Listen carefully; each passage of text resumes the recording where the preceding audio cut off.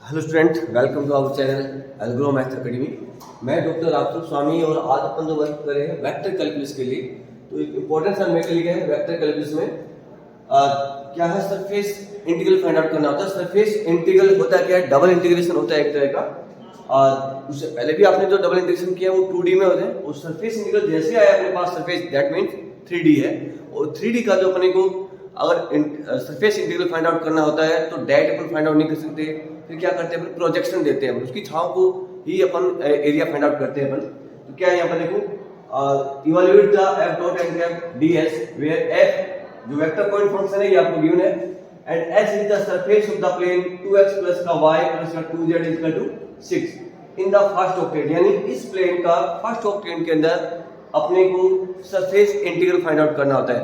तो ये अपन को वेल नोन है कि सरफेस इंटीग्रल का फॉर्मूला ये देते हैं अपन। अब यहाँ पर होता क्या है, इसके अंदर n कैप f वेक्टर आपको गिवन है, नो प्रॉब्लम, कोई प्रॉब्लम है नहीं। d n कैप क्या होता है, जो भी सरफेस है, जैसे यहाँ पर ये वाला सरफेस दे रखा है, इससे जो जनरेट होगा उसके जो नॉर्मल होगा या ऑर्थोगोनल होगा तो उसका अपन n कैप फाइंड आउट करते हैं आउटवर्ड की तरफ। क्लियर हुआ। ds क्या होता है, ds किस सरफेस में इसका प्रोजेक्शन लेंगे अपन, किस सरफेस में इसकी छांव लेंगे अपन, तो वो इंपॉर्टेंट होता है। अगर जनरली अपन xy प्लेन में लेते हैं तो xy प्लेन में ds की जो वैल्यूज होती है वो dx dy अपॉन में n cap dot k cap होता है।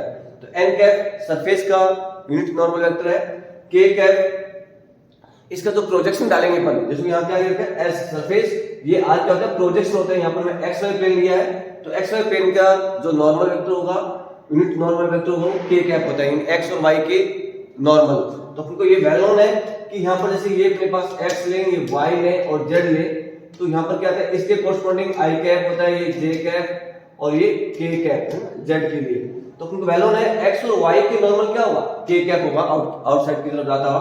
तो यहाँ पर n डॉट k कैप, तो आई होप ये समझ में आया होगा। n कैप होता है सरफेस का यूनिट नॉर्मल वेक्टर और k कैप होता है जिस पर अपन प्रोजेक्शन डालेंगे उसका यूनिट नॉर्मल वेक्टर। यहाँ एक्स प्लेन की बात करें अपन, तो अब देखो ये वाला प्लेन ड्रॉ करते हैं अपन। है क्या यहाँ पर देखिए आप, लेट ये मान लेते हैं phi is equal to surface जो है 2x प्लस का y प्लस का 2z माइनस का 6 इज इक्वल टू 0। तो इसके अंदर देखें तो क्या रहेगा, अपन जनरली जो रिप्रेजेंट करते हैं इस टाइप से इसका वैल्यू लेते हैं, ये x एक्सिस लेते हैं, ये y एक्सिस और ये z एक्सिस, इसके जो परपेंडिकुलर है। अब यहां पर देखिए आप 2x प्लस का y प्लस का 2z, यानी यहां जो वैल्यू अपने पास 2x प्लस का y प्लस का 2z इज इक्वल टू 6, तो इस x एक्सिस पर क्या होगा, y और z दोनों जीरो होंगे, यानी 2x इज इक्वल टू क्या होगा 6 और x इज इक्वल टू 3। यानी सपोज करो मेरे पास ये वाला पॉइंट आ गया, इसको मैंने a नोमिनेट किया है, x की वैल्यू 3 है, y और z यहां पर क्या होगा, x एक्सिस पर 0 होगा। सिमिलरली y के लिए बात करें अपन तो क्या रहेगा, x और z दोनों 0 होंगे, तो y की वैल्यू क्या आ गई, यहां से 6 आ गई। यानी ये सपोज करेंगे अपन की ये b पॉइंट रिप्रेजेंट किया 0, x की वैल्यू 0, y क्या हो जाएगा अपने यहाँ पर 6 और ये z भी आ गया अपने पास 0, b पॉइंट। इसी टाइप से इस z एक्सिस पे क्या होगा, x और y दोनों ही 0 होंगे, तो z इक्वल टू 3 आ जाएगा। दैट मींस ये जो पॉइंट मैंने किया c पॉइंट, तो ये होगा 0 0 और 3। अब इसको जैसे ही ज्वाइन करेंगे अपने पास तो ये वाला सरफेस क्रिएट हो जाएगा, स्ट्रेट लाइन वाला है, ठीक है, स्ट्रेट लाइन है। तो यानी ये जो सरफेस आया मेरे पास, ये किसकी इक्वेशन आ गई यहाँ से, 2x प्लस का y प्लस का 2z इज इक्वल टू 6 हो गया। ये मैं s सरफेस की बात कर रहा हूं। अब इसके जो नॉर्मल क्या रहेगा, जिसको मैं कहते हैं इस सरफेस के नॉर्मल, इस सरफेस का नॉर्मल मतलब इस टाइप से ये n कैप है, और n कैप की जो वैल्यूज होती है, अगर मैं इसको 5 लेता हूं तो फिर n unit normal vector of at any point of the surface, तो n cap equal to grad 5 upon में मोड ऑफ ग्रेड 5 हो गया। अगर मैं इसको 5 के रूप में रिप्रेजेंट करता हूं यहाँ पर, तो 5 जो भी हमने गिवन है अपने को, तो ग्रेड 5 क्या होता है डेल 5 अपॉन में मोड ऑफ डेल 5। तो ये आपको ये समझ में आया हुआ यहाँ तक। अब क्या करते हैं कि इसका इस वाले प्लेन का जो सरफेस है, सॉरी इस सरफेस का अपन इंटीग्रल या सरफेस इंटीग्रल नहीं फाइंड आउट कर सकते, एरिया नहीं फाइंड आउट करेंगे अपन, क्योंकि ये 3D में है और एरिया किसमें होता है 2D के अंदर होता है, x और y के अंदर। तो अब क्या करते हैं, इसका जो है s जो सरफेस है इसका अपन प्रोजेक्शन डालते हैं। तो प्रोजेक्शन के लिए इस टाइप से होगा, इसका प्रोजेक्शन में इस टाइप से डालूं, यानी इसका प्रोजेक्शन आ जाएगा इस तरह से, ये जो साउंड यानी प्रोजेक्शन मतलब इसकी जो साउंड शैडो की बात करते हैं, जैसे इसका शैडो डालेंगे तो ये इस टाइप से आएगा। यहाँ पर ये मैंने लिया x एक्सिस और ये लिया y एक्सिस, क्लियर हुआ। अब इसका क्या आ रहा है, x एक्सिस के अंदर इसका जो शैडो बनेगी वो ये बनेगी, तो यानी ये वाली सेट बन जाएगी इसकी। तो यहाँ पर क्या है, ये ओ हो गया, ये एक्स मतलब ये ए पॉइंट है, ये ए पॉइंट क्या है यहाँ पर 3 0 0, वाई का मतलब ये बी पॉइंट आ गया 0 6 और ये 0। तो एक्स वाई प्लेन में होगा क्या, एक्स वाई प्लेन के लिए z इक्वल टू क्या हो जाएगा 0 हो जाएगा। क्लियर हुआ? यानी इस वाले जो सरफेस की जो लाइन आएगी इसका जो वैल्यू जाएगी मेरे पास, ये किसका आ जाएगा, ये जो एरिया है मेरे पास इसको मैं r से रिप्रेजेंट कर रहा हूं, और ये जो r है मेरे पास z 0 करते हैं यहाँ पर, तो 2x प्लस का y इक्वल टू 6, यानी ये वाली जो लाइन है 2x प्लस y प्लस का 6, ये वाला एरिया आ जाएगा। तो ये अपने पास a पॉइंट और ये b पॉइंट आ जाएंगे। अब बात करते हैं ये जो k कैप है, तो x y प्लेन के जो नॉर्मल होगा तो वो क्या रहेगा मेरे पास k कैप आएगा इसका, क्योंकि ये x y प्लेन के अंदर है। तो आई होप ये समझ में आया होगा। अब इसमें क्या लेते हैं, है क्या इसमें का, जैसे अपन ने 2D में किया था एलिप्स का या रेक्टेंगल का जो एरिया फाइंड आउट करे थे अपन, तो कैसे फाइंड आउट किया था, फर्स्ट लिमिट आपको देख के लगानी है। तो फर्स्ट लिमिट देखो यहाँ पर x की बात करता हूं, ये x की लिमिट लगाऊं यहाँ पर इसके लिए, तो x इक्वल टू क्या होगा 0 से लेकर ये वाला पॉइंट क्या अपने पास 3, तो यहाँ पर x इक्वल टू 0 हो गया और x इक्वल टू यहाँ पर 3, तो x की लिमिट आ गई यहाँ पर। नेक्स्ट में बात करते हैं अपना y की लिमिट के लिए, तो y की लिमिट के लिए क्या लेते हैं, y एक्सिस के पैरेलल एक स्ट्रिप ले लेते हैं, एक पट्टी ले लेते हैं, जो उस पट्टी की लिमिट होगी वही अपने पास y की लिमिट होगी। तो यहाँ पर देखते हैं ये वाले वैल्यू आ जाएगी यहाँ पर, तो ये तो x एक्सिस है, यहाँ पर y इक्वल टू क्या होगा 0, यानी इसकी लोअर लिमिट क्या आ जाएगी y equal to 0, upper limit क्या रहेगा, क्योंकि ये वाला एरिया बन रहा है मेरे पास 2x प्लस का y इक्वल टू 6, तो यहाँ पर यानी इससे वैल्यू क्या आएगी y इक्वल, देखो यहाँ पर क्या आएगी y इक्वल टू 6 माइनस का 2x, इसी से देखो आप, तो यहाँ से y इक्वल टू क्या आ जाएगा 6 माइनस का 2x, तो ये वैल्यू आ गई y इक्वल टू 6 माइनस का 2x। तो आई होप ये लिमिट्स आपको समझ आनी चाहिए। अब सब इजी हो जाता है, n वेक्टर फाइंड आउट कर लेंगे ग्रेड 5 से, फिर f dot n cap find out करेंगे, मल्टीप्लाई डॉट प्रोडक्ट, फिर अपन n dot k cap find out कर लेंगे अपन, और ये लिमिट यहाँ पर गिवन है और उसका इंटीग्रेशन करते हैं रिस्पेक्ट टू x और रिस्पेक्ट टू y। ठीक है, तो पहले ध्यान रखना रिस्पेक्ट टू y लिमिट, क्योंकि यहाँ पर वेरिएबल क्या है x y की जो लिमिट है वो वेरिएबल में आ रही है, तो पहले अपन y की रिस्पेक्ट करेंगे, उसके बाद विद रिस्पेक्ट टू x करेंगे। तो ये देखिए नेक्स्ट अपन, तो इसका प्रोजेक्शन ध्यान रखना, इसका जो शैडो बनेगी तो ये शैडो आ जाएगी इसकी। अब देखो यहाँ पर n कैप की वैल्यूज, ये डेल को अपन वैल्यू है कि डेल कैसे डिफाइन होता है, i dot del x j del upon में डेल y और प्लस का k डेल अपॉन में डेल z, स्टेप फिर डेल डिफाइन होता है।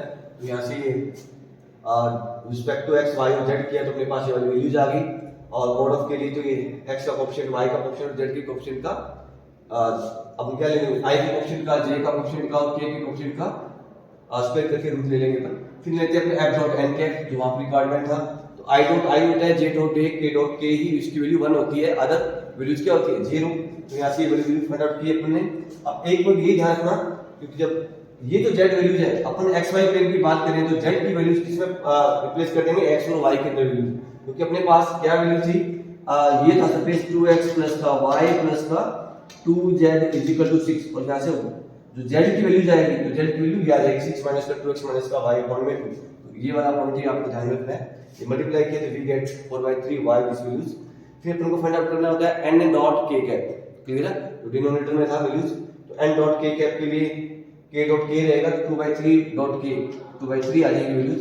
अब ये जो वैल्यूज है इस वाले में पुट अप करेंगे, यानी अपन ने जो फाइंड आउट कर लिया यहाँ से क्या f डॉट n कैप निकाल लिया, n डॉट k कैप निकाल लिया, इसके वैल्यू पुट अप की, लिमिट पहले अपन ने डिसाइड कर लिया है, तो क्या वैल्यू जाएगी यहाँ पर, ये 0 से 3 और ये y की लिमिट है, ध्यान रखना ये y इज इक्वल टू ये और ये y is equal to 6 minus का 2x, और पहले रिस्पेक्ट टू y लेंगे तो x के लिए कांस्टेंट रहेगा, तो यहाँ से y ले लिया रिस्पेक्ट टू dy, तो y स्क्वायर बाय 2, यहाँ पर अपर लिमिट और लोअर लिमिट पुट अप करेंगे आप, 2 से 2 कैंसिल आउट भी कर दें, तो इस स्टेप से आपके पास वैल्यू आ जाएगी, यानी 0 से 3 और यहाँ से 3 माइनस का x, अपर लिमिट यहाँ पर रखेंगे तो 6 माइनस का 2x का होल स्क्वायर आ जाएगा, लोअर लिमिट तो 0 हो जाएगी, और b से dx, और इसी टाइप से यहाँ से आप 2 कॉमन भी ले लेंगे तो बाहर क्या आ जाएगा 4 आ जाएगा, ब्रैकेट में रहेगा 3 माइनस का 2x का होल स्क्वायर, ठीक है। तो यहाँ पर स्क्वायर 3 माइनस x क्यूब हो जाएगा, तो इसका आप इंटीग्रेट करेंगे तो you get the values of 81। अब मैं थोड़ा सा बेसिक बता देता हूँ इसका। देखो यहाँ पर क्या होता है, सरफेस इंटीग्रल होता क्या है, an integral which is evaluated over the surface as is called, यानी कोई भी सरफेस दे रखा है उसके कोरस्पॉन्डिंग अपने को इंटीग्रेशन फाइंड आउट करना हो तो उसको अपन क्या देते हैं सरफेस इंटीग्रल, सरफेस के अकॉर्डिंग। तो अभी कर रहे थे अपन ये डायग्राम कैसा था, वो टेट्राहेड्रल, यानी ये जो डायग्राम है अपना ये टेट्राहेड्रल डायग्राम, टेट्राहेड्रल कहते हैं इसको अपन। तो इसके और पे अपन को सरफेस इंटीग्रल फाइंड आउट करना होता है तो उसको अपन क्या देते हैं सरफेस इंटीग्रल।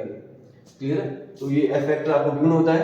अब ये आर की ऑर्थोगोनल प्रोजेक्शन होता है तो किसमें सरफेस में डाले हैं, जैसे अभी अपने एक्स वाई प्लेन में लिया, जनरली वाई जेड जेड किसी में ले सकते हैं आप, कोई इसमें इफेक्ट नहीं पड़ेगा आंसर के अंदर।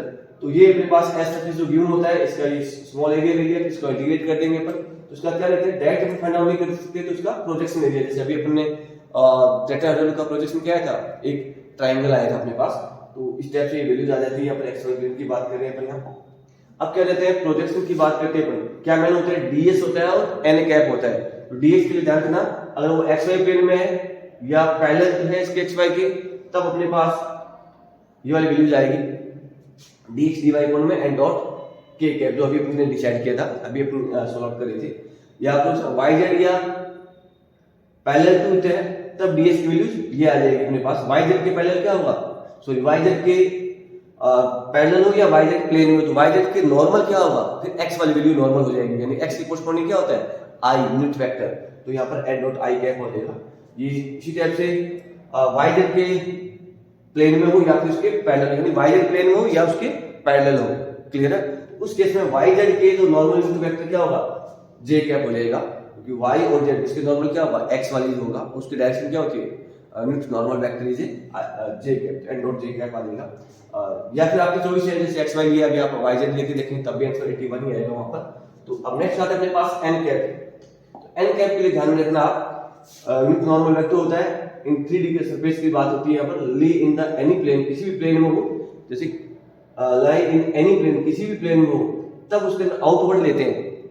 जैसे एक्स वाई प्लेन में आ गया तो एक्स वाई प्लेन के आउटवर्ड क्या हो जाएगा एक्स वाई प्लेन के, तो क्या होता है जेड वाला, तो जेड का मतलब के कैप आ जाएगा। तो एन कैप की वैल्यू अपन लेते हैं ना, और आउटसाइड क्लियर है तो यहाँ पर के कैप ले लेते हैं और 0 टू लेते हैं, और अदरवाइज माइनस के भी लेते हैं, तो ये अपन नेक्स्ट वाले नोमेनक्लेचर में देखेंगे इसको, के कैप माइनस के कैप एक्स वाई प्लेन के अंदर है तब।